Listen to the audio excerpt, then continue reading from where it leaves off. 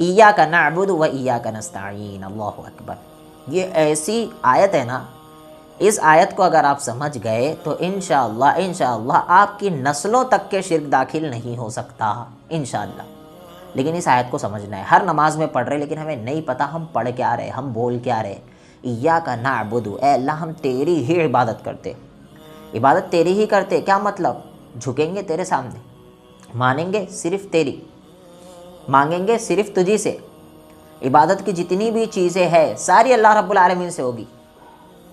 دعا بھی عبادت ہے، وہ بھی صرف اللہ کے لیے ہی جائز ہے، کسی اور سے آپ نہیں مانگ سکتے۔ اس چیز کا خصوصی خیال رکھیں۔ ایاک نعبد، ہم تیری ہی ہم یہ بھی کہتے ہیں اللہ ہم تیری ہی عبادت کر رہے، پھر جا کے درگاہوں پہ بھی جھک رہے۔ اللہ ہم تیری ہی عبادت کرتے، جا کر بابا جی سے بھی مانگ رہے۔ اللہ ہم تیری ہی عبادت کرتے، جا کر وہاں ہزاروں روپے خرچہ کر کے لائن لگا کر اپنی خواتین کو بھی لے جا کر غیر محرموں کے ہاتھ لگوا رہے۔ نعوذ باللہ، یہ ساری چیزیں ہو رہی ہے بھائی، عبادت کے نام پہ ہو رہی ہے۔ اگر آپ کو اس کا مطلب پتہ ہوتا ایاک نعبد، اللہ ہم تیری ہی عبادت کرتے ہیں، تو آپ کسی اور کے پاس نہیں جھکتے، کسی درگاہ پہ جا کے نہیں جھکتے، کسی بابا کے پیروں میں نہیں گرتے۔ یہی تو اسلام کی خوبصورتی ہے کہ اسلام کہتا ہے جھکنا صرف اللہ کے سامنے، اس کے علاوہ کسی کو جائز نہیں ہے۔ اللہ کے واسطے پرہیز کرو۔ پھر کہتا ہے وَإِيَّاكَ نَسْتَعِينُ، اور اللہ ہم تجھی سے مدد طلب کرتے۔ کیا مطلب؟ یا علی مدد ختم ہو گیا، یا غوث اعظم مدد ختم ہو گیا، یا حسین مدد ختم ہو گیا، یا عبد القادر جیلانی مدد ختم ہو گیا، یا مدار صاحب مدد ختم ہو گیا۔ اللہ کے علاوہ جتنی بھی مددیں ہو گئی سب ختم ہو گئی۔ یا رسول اللہ مدد ختم ہو گیا، کیونکہ کتنے بھی بڑا انسان کوئی کیوں نہ ہو لیکن اللہ کے تو علاوہ ہی ہے نا، اور جو بھی اللہ کے علاوہ ہے اس سے مدد مانگنا جائز نہیں ہے۔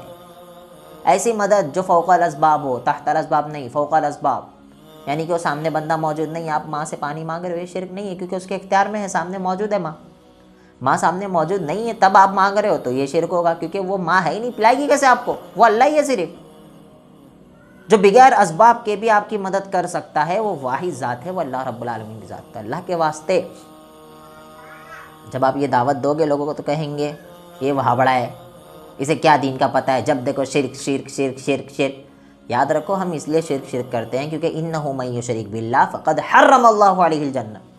اگر آپ شرک کرو گے تو اللہ رب العالمین نے آپ کے اوپر جنت کو حرام کر دیا ہے۔ حرام کا کیا مطلب؟ آپ جنت میں جا ہی نہیں سکتے۔ دوسرے گناہ اللہ رب العالمین معاف بھی کر سکتا ہے۔ میں کہتا ہوں نا، آپ جھوٹ بول رہے ہو، اللہ کو غصہ بہت زیادہ آتا ہے لیکن سب سے زیادہ نہیں آتا۔ آپ چوری کر رہے ہو، اللہ کو غصہ بہت آتا ہے لیکن سب سے زیادہ پھر بھی نہیں آتا۔ یہ گناہ بہت بڑے بڑے ہیں، زنا کر رہے ہو بہت بڑا گناہ ہے لیکن اللہ کو اس پر بھی سب سے زیادہ غصہ نہیں آتا۔